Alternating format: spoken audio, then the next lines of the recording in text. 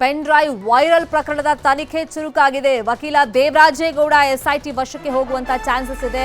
Police custody ಇವತ್ತು ಮುಕ್ತಾಯ ಆಗುತ್ತೆ. ಹಿನ್ನೆಲೆಯಲ್ಲಿ ಎಸ್ಐಟಿ ತಮ್ಮ ವಶಕ್ಕೆ ಪಡೆಯುವಂತ ನಿಟ್ಟಿನಲ್ಲಿ ತಯಾರಿಗಳನ್ನ ಮಾಡಿಕೊಂಡಿದೆಯಂತೆ. ದೇವರಾಜೇಗೌಡ ಅರೆಸ್ಟ್ ಆಗಿರೋದು ರೇಪ್ ಕೇಸಲ್ಲಿ, ಆದರೆ ಪೆನ್ ಡ್ರೈವ್ ವೈರಲ್ ಕೇಸಲ್ಲಿ ವಿಚಾರಣೆಗೋಸ್ಕರ ಎಸ್ಐಟಿ ದೇವರಾಜೇಗೌಡರನ್ನ ತನ್ನ ವಶಕ್ಕೆ ಪಡೆಯುವಂತ ಚಾನ್ಸಸ್ ಇದೆ. ಆಲ್ರೆಡಿ ಈಗ ಪೆನ್ ಡ್ರೈವ್ ಕೇಸಲ್ಲಿ ಹಲವರನ್ನ ಎಸ್ಐಟಿ ಬಂಧಿಸಿದೆ. ಈಗ ದೇವರಾಜೇಗೌಡ ಪಾತ್ರದ ಬಗ್ಗೆ ಈಗ ಪ್ರಮುಖವಾಗಿ ಚರ್ಚೆ ಆಗ್ತಿರೋದು. ಯಾಕಂದ್ರೆ ಪ್ರಜ್ವಲ್ ರೇವಣ್ಣ, ಮಾಜಿ ಕಾರ್ ಡ್ರೈವರ್ ಕಾರ್ತಿಕ್, ನಾನು ಪೆನ್ ಡ್ರೈವ್ ಅನ್ನ ಯಾರ ಹತ್ರನೂ ಕೊಟ್ಟಿರಲಿಲ್ಲ, ವಿಡಿಯೋಸ್ ಬೇರೆ ಯಾರ ಹತ್ರ ಶೇರ್ ಮಾಡಿರಲಿಲ್ಲ, ನಾನು ಶೇರ್ ಮಾಡಿರುವಂತ ಏಕೈಕ ವ್ಯಕ್ತಿ ಅದು ದೇವರಾಜೇಗೌಡ ಅಂತ ಪದೇ ಪದೇ ಸ್ಟೇಟ್ಮೆಂಟ್ ಕೊಡ್ತಿರೋದ್ರಿಂದ ದೇವರಾಜೇಗೌಡನನ್ನ ವಶಕ್ಕೆ ಪಡೆಯೋದಕ್ಕೆ ಎಸ್ಐಟಿ ಸಿದ್ಧತೆಗಳನ್ನ ಮಾಡ್ಕೊಳ್ತಾ ಇದೆಯಂತೆ.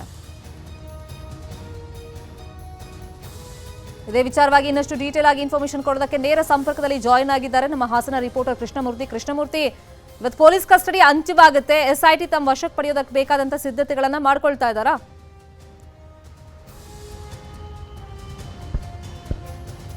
ಖಂಡಿತ ಶ್ರೀಮಿತಾ, ಏನು ದೇವರಾಜೇಗೌಡರು ಒಂದು ಆರೋಪವನ್ನು ಮಾಡಿದ್ರು.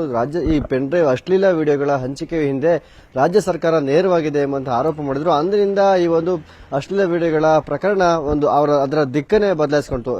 ಅದಾದ ನಂತರದಲ್ಲಿ ದೇವರಾಜೇಗೌಡರು ಕೂಡ ಬಂಧನ ಆದ್ರು. ಹೊಳೆನರಸೀಪುರದಲ್ಲಿ ಏಪ್ರಿಲ್ 1ನೇ ತಾರೀಕಿನಂದು ಅವರ ವಿರುದ್ಧ ದಾಖಲಾಗಿದ್ದಂತಹ ಕೇಸನ್ನ ಮತ್ತೆ ಮರು ಹೇಳಿಕೆಯನ್ನ ದಾಖಲಿಸಿಕೊಂಡು ಪೊಲೀಸರು ಅವರನ್ನ ಅತ್ಯಾಚಾರ ಪ್ರಕರಣದಡಿ ಹಿರಿಯೂರು ಪೊಲೀಸ್ ಠಾಣಾ ವ್ಯಾಪ್ತಿಯಲ್ಲಿ ಅವರನ್ನು ಕೂಡ ಬಂಧಿಸಿದ್ರು. ಅದಾದ ನಂತರದಲ್ಲಿ ಅವರನ್ನು ಕೂಡ ಜೈಲಿಗೆ ಕಳಿಸುವಂತ ಕೆಲಸವೂ ಆಗಿತ್ತು. ಇದೀಗ 3 ದಿನಗಳ ಅವರ ಪೊಲೀಸ್ ಕಸ್ಟಡಿಗೆ ವಿಚಾರಣೆಗೋಸ್ಕರ ಮತ್ತೆ ಜೈಲಿಂದ ಕರ್ಕೊಂಡ್ಬಂದು ವಿಚಾರಣೆ ಕೂಡ ನಡೆಸಿದ್ದಾರೆ. ದಕ್ಷಿಣ ವಲಯ ಐಜಿಪಿ ಆಗಿರ್ತಕ್ಕಂಥ ಅಮಿತ್ ಸಿಂಗ್ ಕೂಡ ಈಗ ಅವರ ವಿಚಾರಣೆಯನ್ನು ಕೂಡ ನಡೆಸಿದ್ದು, ಇಂದು ಅವರ ವಿಚಾರಣೆ ಅಂತ್ಯ ಆಗುತ್ತೆ. ಮತ್ತೆ ಜೈಲಿಗೆ ಹೋಗುವಂತಹ ಸಾಧ್ಯತೆಗಳಿರೋದ್ರಿಂದ ಇವತ್ತು ಮತ್ತೆ ಪೊಲೀಸ್ ಅಧಿಕಾರಿಗಳು ಅವರನ್ನ ನ್ಯಾಯಾಲಯದಲ್ಲಿ ಒಂದು ಅರ್ಜಿಯನ್ನು ಹಾಕಿಕೊಂಡು ಅವರನ್ನ ಮತ್ತೆ ನಮಗೆ ಪೊಲೀಸ್ ಕಸ್ಟಡಿಗೆ ಕೊಡಿ, ನಮ್ಗೆ ಇನ್ನೂ ಸಹ ವಿಚಾರಣೆ ನಡೆಸುವಂತ ಅವಶ್ಯಕತೆ ಇರೋದ್ರಿಂದ ನಮಗೆ ಅವರನ್ನ ವಾಪಸ್ ಕೊಡಿ ಎಂಬಂತ ಕೇಳುವಂತ ಸಾಧ್ಯತೆಗಳು ಇದೆ.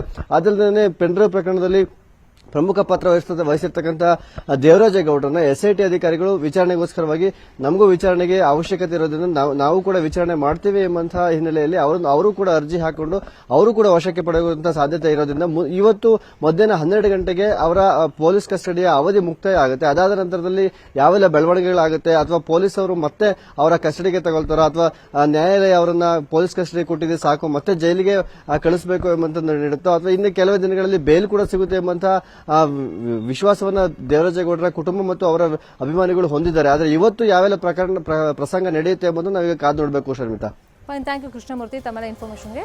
ಕನ್ನಡಿಗರ ನೆಚ್ಚಿನ ನ್ಯೂಸ್ 18 ಕನ್ನಡ ಈಗ ವಾಟ್ಸ್ಆಪ್ನಲ್ಲೂ ಲಭ್ಯ.